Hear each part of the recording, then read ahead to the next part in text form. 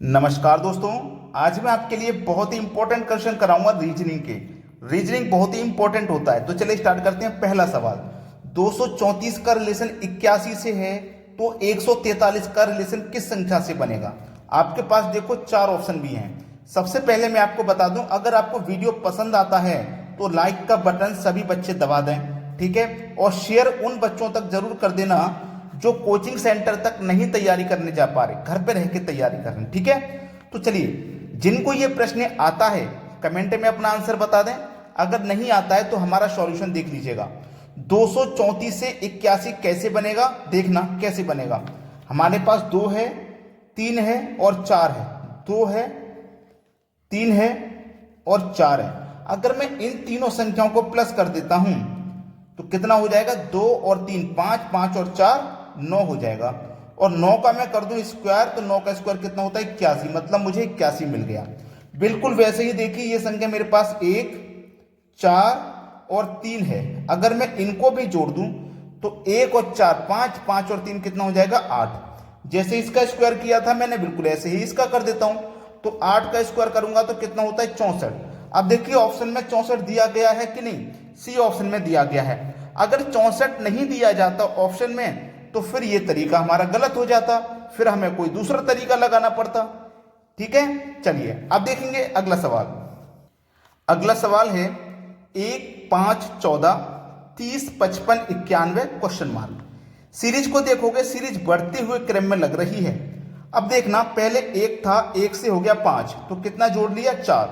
1 में 4 जोड़ा 5 हो गया। फिर 5 से हो गया 14 तो 5 में 9 जोड़ेंगे 14 हो जाएगा। 14 से हो गया 30 तो 14 में 16 जोड़ना पड़ेगा, 30 हो जाएगा।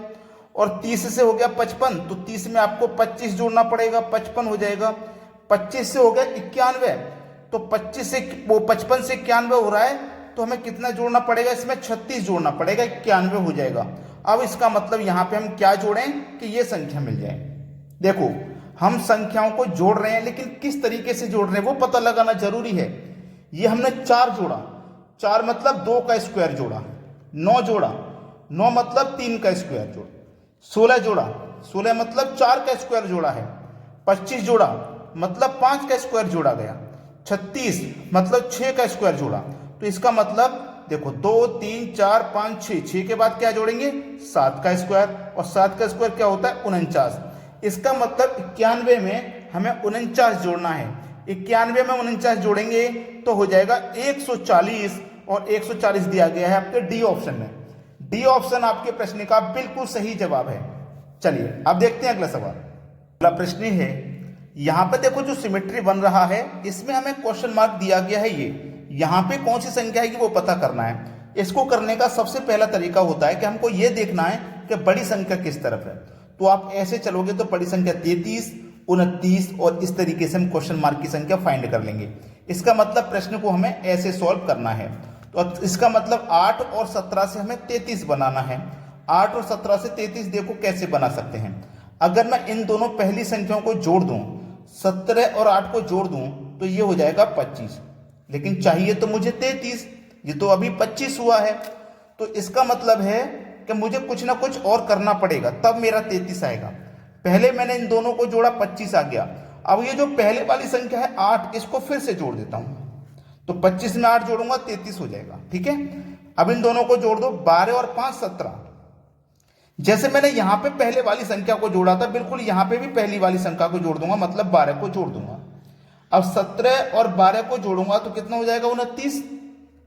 बिल्कुल ऐसे ही इन दोनों को जोड़ो, 10 और 13 हो जाएगा 23।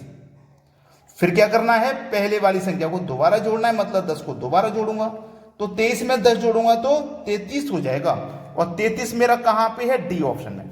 डी ऑप्शन इस सवाल का बिल्कुल सही जवाब हो जाएगा। अब देखेंगे अगला प्रश्न। अगला प्रश्न है, 12 जनवरी 1979 को शुक्रवार था तो निम्नलिखित में से कौन सा दिन 12 जनवरी 1981 को होगा। बहुत अच्छा सवाल दिया गया है। देखो आपको दिया गया है 12 जनवरी 1979 मतलब 9 आएगा यहाँ पे। कौन सा दिन है, शुक्रवार का, शुक्रवार का दिन है। और पूछा है आपसे 12 जनवरी का ही। 12 जनवरी 1981 का पूछा है। देखना, मैं जो आपको बात समझाने वाला हूं इस प्रश्न में ध्यान से समझ लेना कि 79 से हम 81 पे आ गए तो कितना वर्ष जोड़ लिया हमने? 2 वर्ष, है ना, तभी तो आए। हमारे पास देखो तारीख भी सेम है, महीना भी सेम है, तो हम सीधा सीधा 2 वर्ष आगे जा रहे हैं तो 2 जोड़ेंगे। अगर 3 वर्ष आगे जाते तो 3 जोड़ लेते, 10 वर्ष आगे जाते तो 10 जोड़ लेते, जितना आगे जाएंगे उतना जोड़ लेंगे। ठीक है। अब दूसरी बात यह है, हमें इसमें यह देखना है कि हमारा जो लीप ईयर है वो तो नहीं आ गया कहीं बीच में।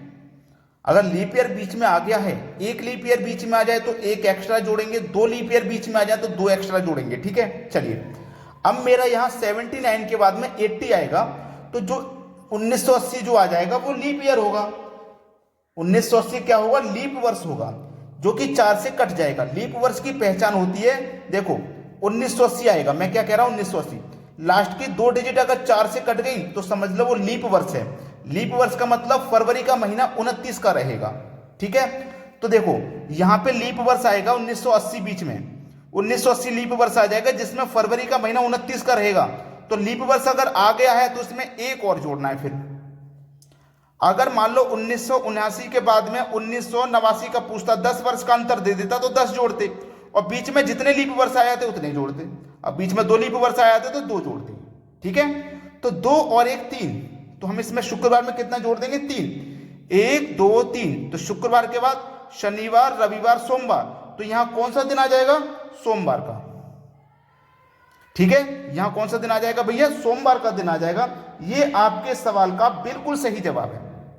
ठीक है, 79 से 81 पे आगे 2 जोड़ेंगे, क्लियर है इतना? 2 जोड़ेंगे और एक हमारा लीप वर्ष का जोड़ेंगे, टोटल 3 जोड़ना है, तो सोमवार का दिन हो जाएगा।